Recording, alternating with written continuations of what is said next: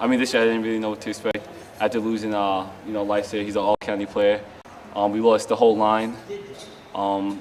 We lost all starters except 3, and it was pretty much a rebuilding year.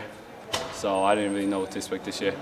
The 11-seeded Comets opened their season at home against number 10 Plainview. Junior Kwab Asante made it clear that he could play defense just as well as he could run the ball on offense. It was like I was set on the blitz from the crash on the left side. The quarterback rolled right. I saw the backside of him. His number and everything. My eyes lit up. I just laid him out.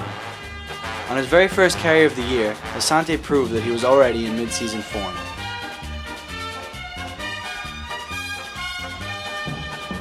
His 22-yard run was followed by a 54-yard jaunt to the end zone, an area that number 8 would become quite familiar with during the game and throughout the season.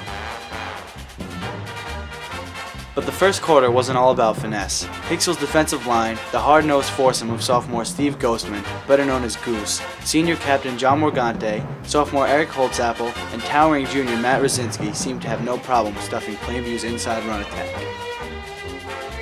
The Comets special teams unit struck a blow late in the first quarter as well, when junior inside linebacker George Demanian blocked Plainview's first punt of the game.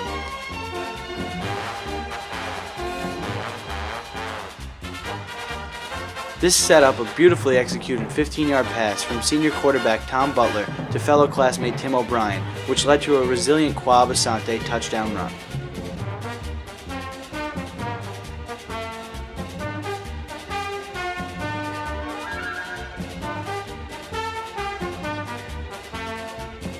With the 2-point conversion attempt a success, the Comets found themselves up 14-0 with 3 periods still to be played. In the past, Hicksville football had been epitomized by its relentless defense ever since Coach Merker took the job as defensive coordinator. This game was no exception, the evidence lying in Comets' swarming gang tackling.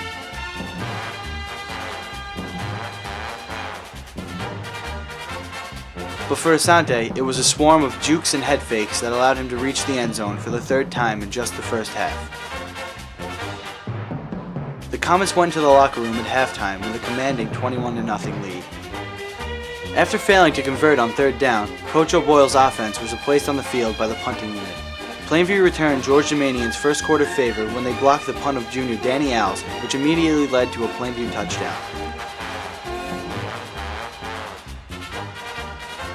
Hicksville could not take back from Plainview the momentum which the Comets possessed during the entire first half, as illustrated by this 33-yard Plainview run and soon-to-follow touchdown which accompanied it. After nearly an entire quarter dominated by Plainview, it was none other than Kwab Asante who turned the tables with yet another huge game.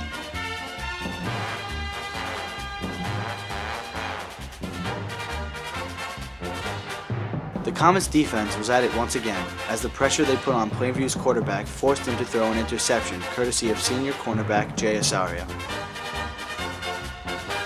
It was the physical play of hard-hitting senior linebacker Anton Zapina which kept Plainview's score stagnant at 14.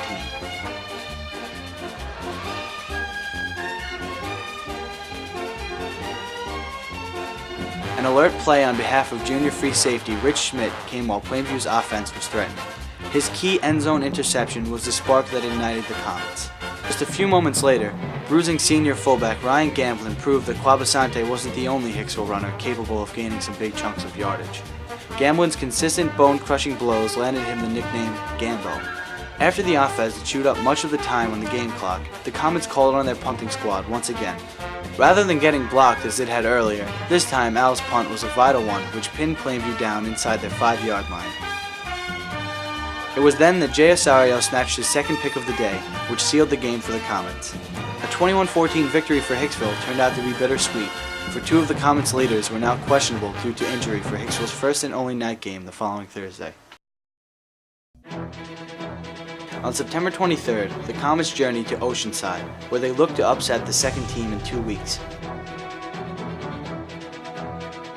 But with falling quarterback Tom Butler watching from the sidelines due to a high ankle sprain, even the blazing speed of senior Bob McCauley wasn't enough to prevent Oceanside from taking a comfortable lead early on.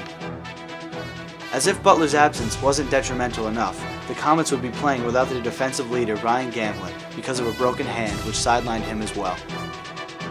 Evidently, Gambo's presence was greatly missed as Oceanside went up by 3 scores with plenty of time still ticking in the first half.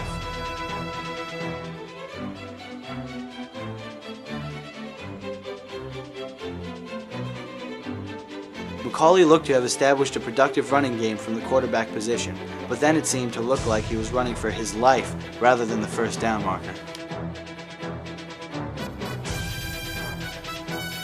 As he settled down and the offensive line stepped up, Macaulay revealed that he could run and pass when he hit Tim O'Brien on a 36-yarder. But without their short yardage fullback, the Comets struggled to reach the end zone and soon turned the ball over to Oceanside. If there was one Hicksville player who'd had enough of being blown out in the first half, it was Kwab Asante. His tenacious toss of a blocker away from the play fired up each member of the defense. On the very next play, they forced and recovered a fumble at the conclusion of the second quarter. The defense's sudden aggression was a preview of how Hicksville would come out in the second half, for they now breathed new life awaiting the opening kick of the third quarter.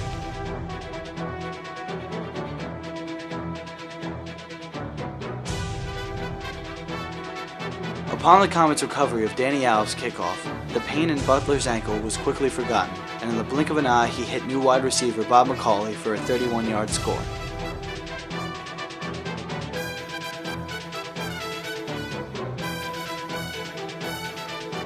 Butler was on fire, saving his best performance of the season for perhaps the team's largest audience.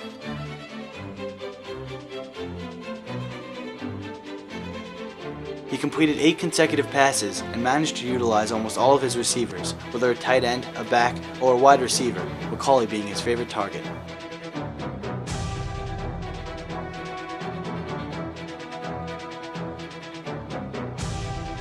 The pair hooked up 6 times in the second half for 2 touchdowns.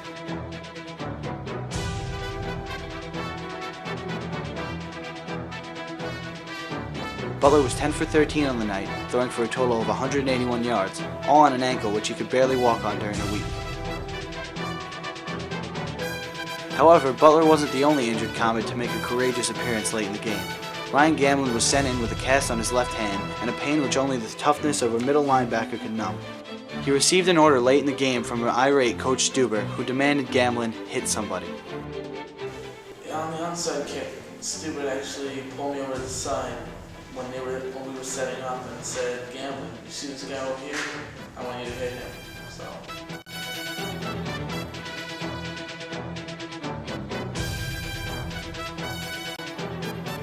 Probably the hardest hitter on the team, you know.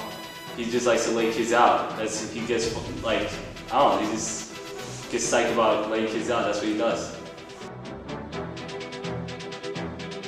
Tackle John Morgante put forth a great effort the entire game. Well, basically, since we were down by almost 30, I just wanted to get a little payback, you know, just to feel good. And, like, we walked off the field knowing that we all accomplished something, and like we didn't back down, we didn't step away from the challenge. It was just like, yes, you know, it felt really good. Although the Comets won the second half, it was not so for the game. Hicksville entered Week 3 with 1 win and 1 loss.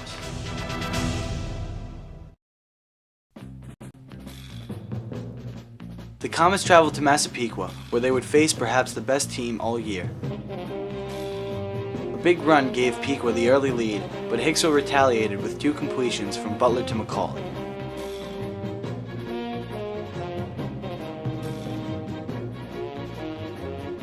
Massapequa was keying on Kwab Asante, so Hicksville did not hesitate to resort to a bit of the 4th down trickery. The Comets tied the score at 7, and on the other side of the ball, it was Macaulay again who made a statement by sacking the quarterback and stripping the ball out of his hand. The Comets got the ball back but soon turned it over. However, Asante's fantastic stop in the backfield wasn't enough to prevent Massapequa from scoring on another long run.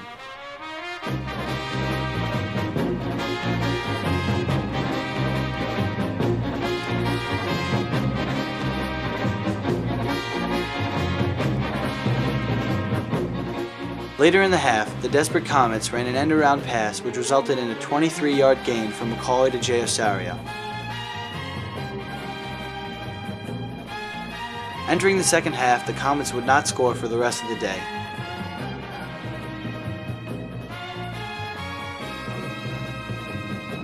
Asante had 3 big runs on the same drive totaling 51 yards, which marched Hicksville's offense right down the field.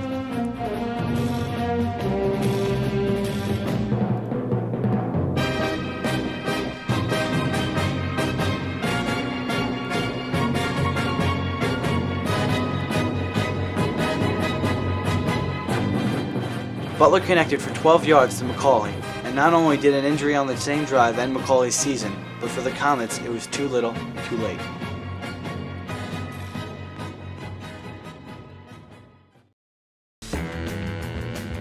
At Hicksville High School on October 9th, the Comets would be playing their last game in front of their home crowd.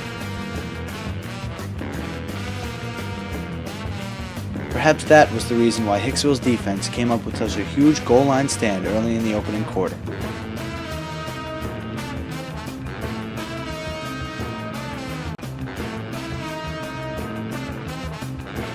Ryan Gamlin seemed to impress the fans with his big kick return, a skill that Gambo possessed but had never before revealed.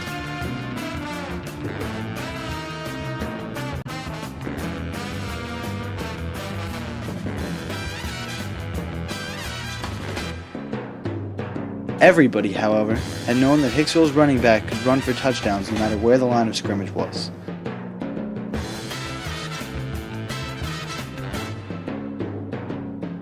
The Comets' defensive unit played with a fierce aggression as players of the second and even third level of the defense tenaciously made plays up the line.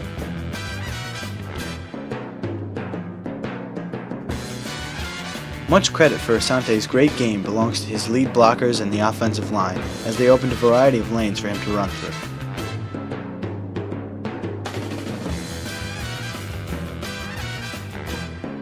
As Port Washington's offense started to gain some momentum, it was Asante who stole it and the ball back, and added 6 more points to the Hicksville score in doing so.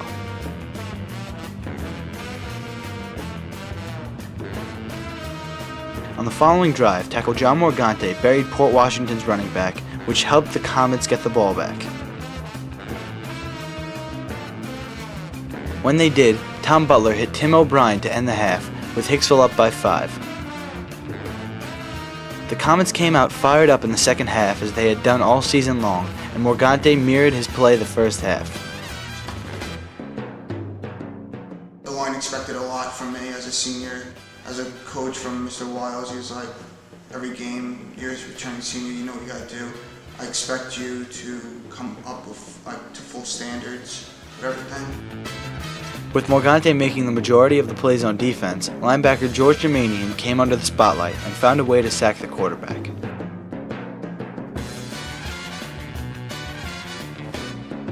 On the Comets' next possession, Jay Osario felt no problem in taking back what was rightfully his.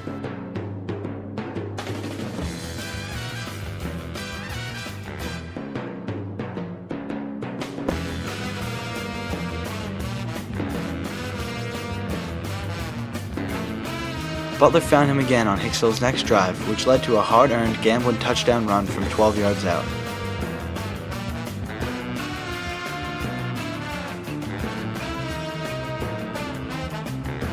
Goose put forth one of his best performances of the season at defensive end.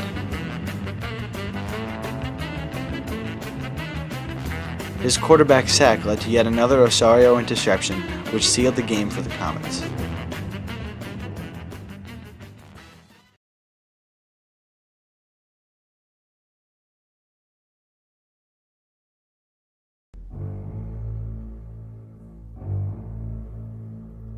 The next game will be played on the biggest day of the year for Hicksville athletics.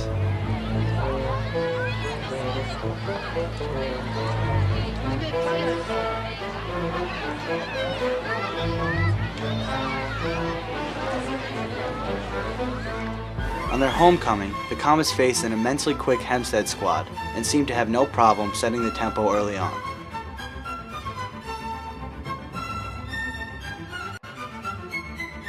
Hicksville forced 2 fumbles within the game's opening minutes, but the Comets could not put points on the board despite a 14-yard pass play from Butler to O'Brien. Hicksville's defense was superb, recovering a 3rd straight Hempstead fumble.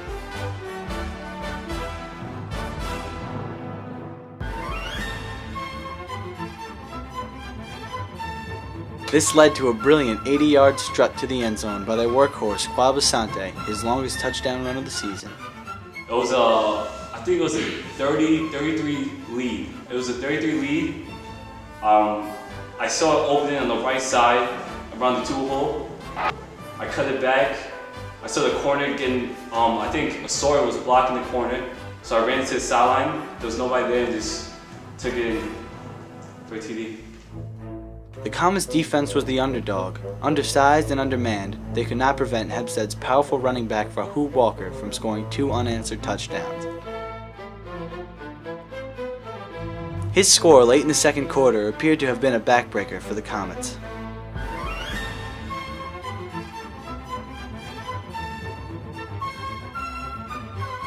With time running out in the first half and Hempstead leading 14-6, the Comets inched ever closer to tying the score, but soon ran out of time and trailed by 6 going into halftime.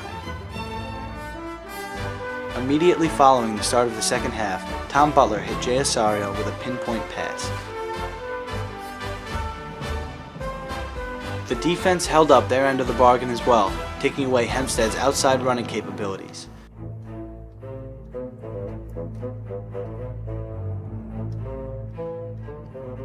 Damanian made his presence quite clear and recorded a vital quarterback sack, which forced Hempstead to punt the ball away. Then Tim O'Brien responded with one of the most heads-up and unexpected plays anyone had ever seen.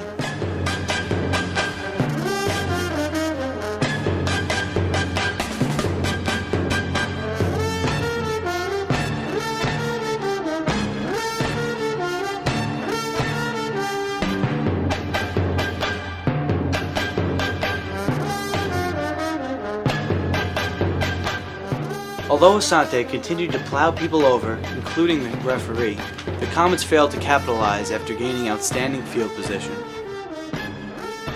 Hicksville finished strongly like they started, with Butler hitting wide receiver Rich Schmidt on a 7-yard hitch, but did not have time to catch Hempstead. Unfortunately for Hicksville, the game would mark the end to John Morgante's high school football career. After homecoming, just when I got hurt, I didn't know I had a broken leg until I went to the doctor 4 days later, but it still wouldn't have stopped me. If it was up to me, I would have still been playing. Morgante, the backbone of the team, succumbed to a broken leg, which shattered his fibula bone, along with his hopes of bringing back a championship title for his Comets. I think it was the heart and soul of the offensive and defensive line. This kid, he did everything for us. He was a leading tackler before he got hurt. He was just smacking kids on the offensive line. He's a leader. The first thing that came to mind was my football career after high school, but it's alright. I mean, I'm going to another school, so it's okay. Got nowhere to run. The night goes on as I'm fading away. I'm sick of this life. I just want to scream. How could this happen to me?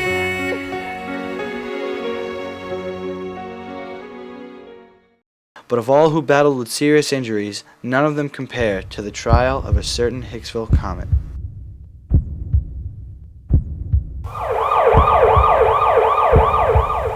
I was on my way home from the beach, have a nice little afternoon at the beach with a couple of my friends, and car cut us off and ran us off the road, and we hit a tree going pretty fast.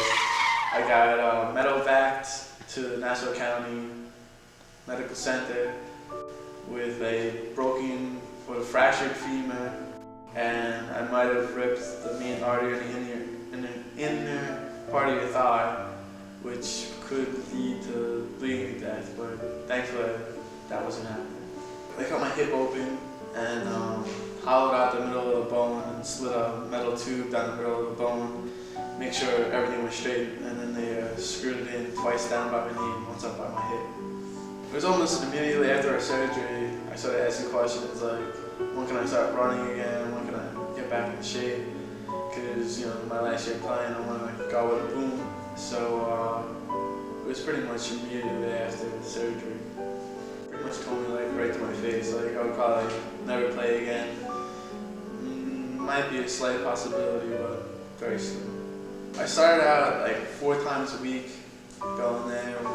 I would start out with some, bicycle, getting all loose up, just basically stretches, because after you cut through the muscle on your leg, it'll contract. So it was all contracted, so I had to stretch it out, and just light squats and getting back to normal. I started as soon as I could after the accident, and I stopped. I'm still going to it today. So. It's a big goal to come back from a serious injury like this and get to play some high school football for one last time.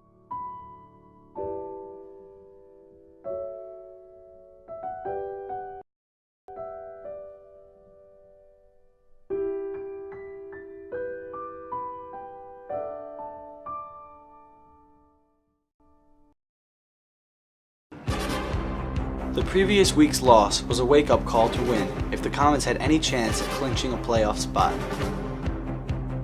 Hicksville met the challenge against Long Beach. Asante and Matt Rosinski asserted themselves on the defensive side of the ball, as did George Demanian.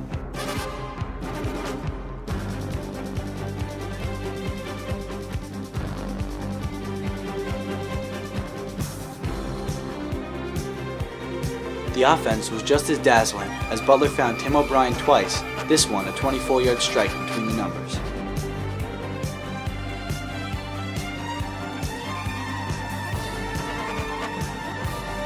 Next came a picture-perfect 42-yard bomb, which Osorio fantastically hauled in without breaking stride. The Comets entered the third quarter trailing only by 3, when Fahim Rahimi displayed both his strength and quickness in stringing out a Long Beach pitch play.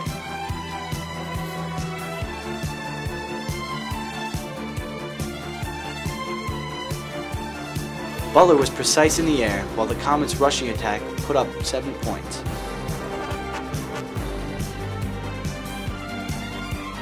Asante was at it again on the following drive. His 36-yard run down the sideline helped to further open Hicksville's passing game. Butler found short-handed tight end Eric Holzapfel for a 16-yard gain. Then Butler showed he was just as important playing safety as he was throwing the ball.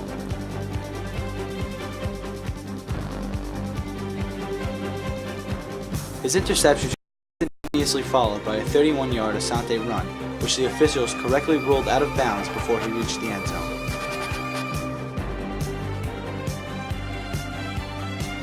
Asante soon scored on a powerful goal line charge. There was all cloud, everybody was to the outside. I brought it to the inside. There's a big defensive tackle, lowered my shoulders, kept my feet moving, broke a few tackles, and then I got it in. The 2-point conversion from Butler to Osorio was successful.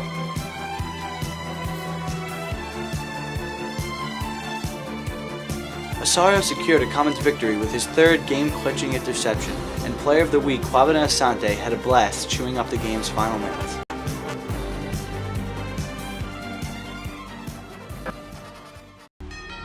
The Comets entered Week 7 with sudden hopes of clinching a playoff spot. They knew that regardless of what happened in other games around their conference, Hicksville would need to beat Valley Stream Central in the final game of the regular season for those hopes to become a reality. Tom Butler was on his A game. After completing his first pass to Osorio, the bruised and battered quarterback found a way to run into the end zone for the first score of the game. Rahimi showed that he was aware of the game's significance and the stakes that the Comets were playing for. The entire defense mimicked Rahimi's style of play, holding Valley Stream Central at bay and forcing them to punt.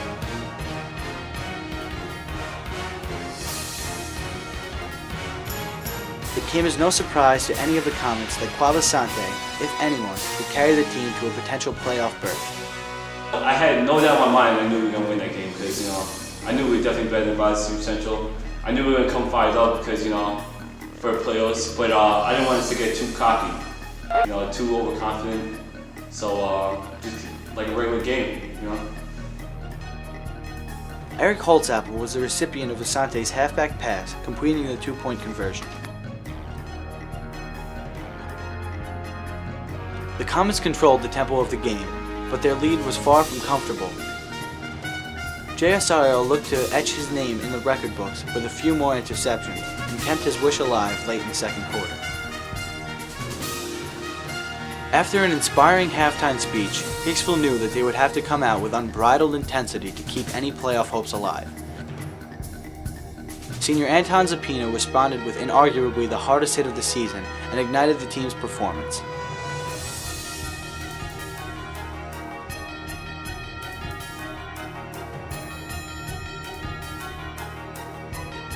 The Comets' run attack was nothing short of superb as Asante rushed for his second touchdown of the game.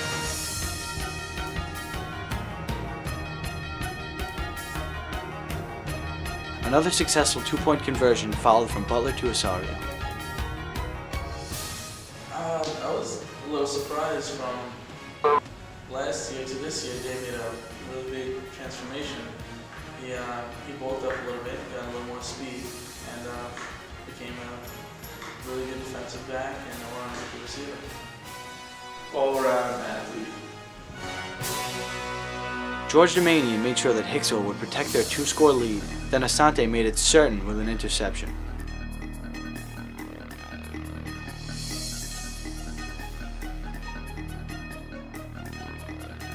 Asante's spectacular grab was made possible by Ryan Gamblin's relentless charge.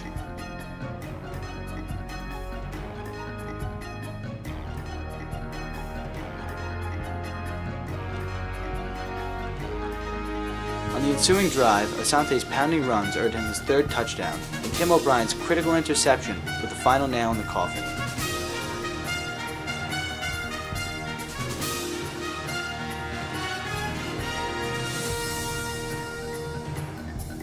But even with the victory, the Comets would only be able to face the 1-seeded Freeport in the playoffs, pending a Farmingdale win over Uniondale.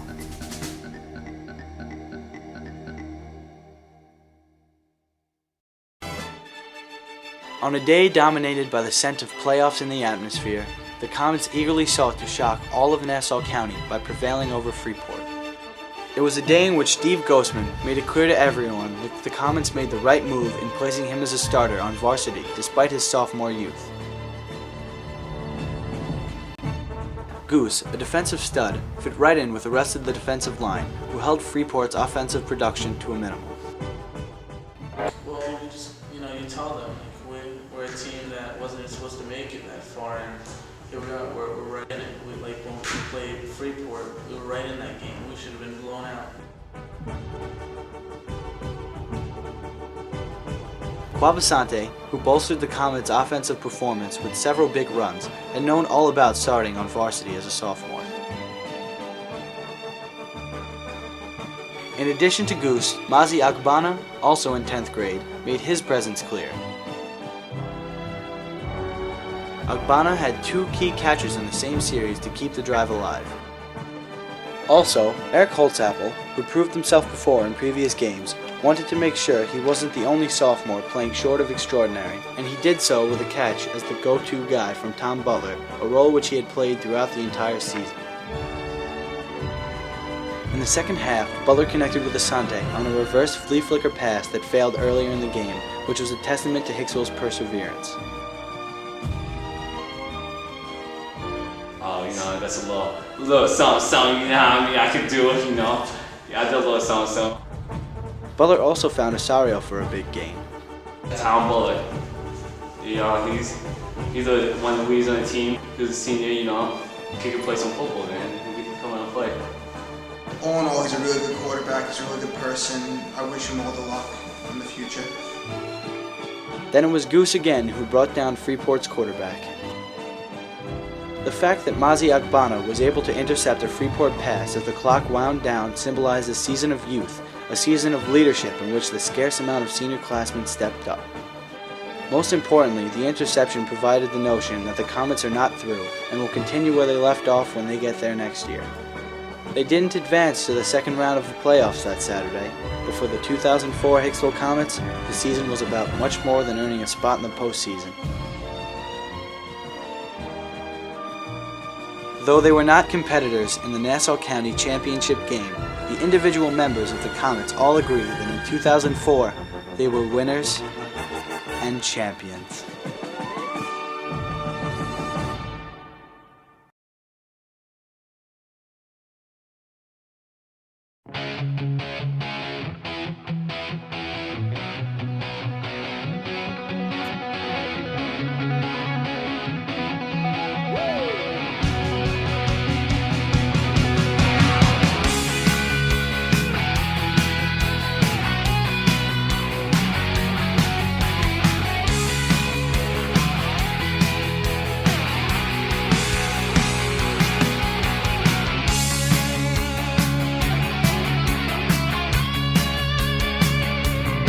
Let's shake this town, baby, come with me.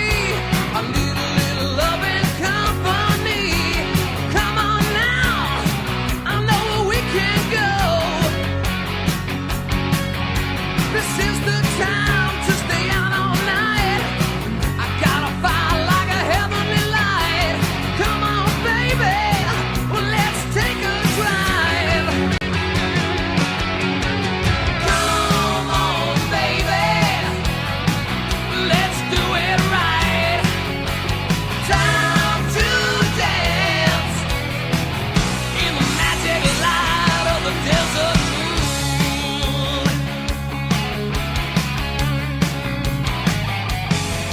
Let's lay it down under a cactus tree. Give a little loving ecstasy. Come on now, it's time to go. Ooh, little baby on a beautiful sight. I got the love and we have the night. Come on, baby, it's time to... Yo, we're going all the way. You heard? Going all the way next year. Represent. Peace.